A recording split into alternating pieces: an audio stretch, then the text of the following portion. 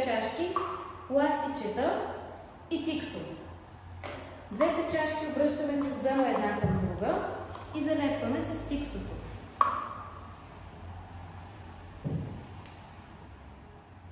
Само да открия. Хващаме ги.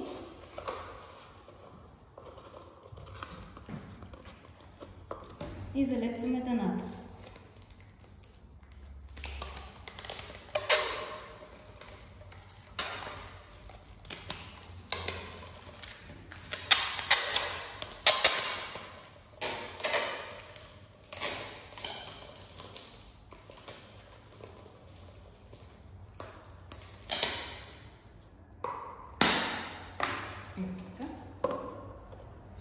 Сега идва ред на ластиците.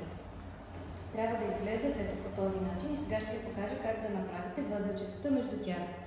Взимате два ластика, пробушвате ги по този начин един в друг.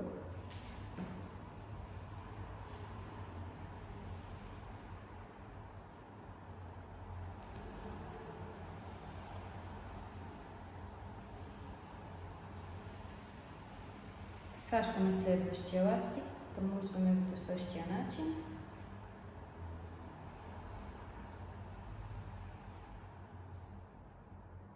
Аз ще ги съединя с вече направената форма, за да стане по-дълъг.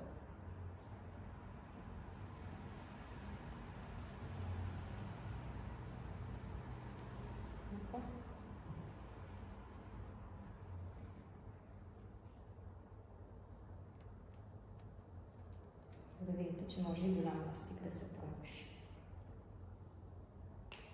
След като нашето въже е готово, го връзваме около чашите. Навиваме. Трябва да е стегнато по този начин.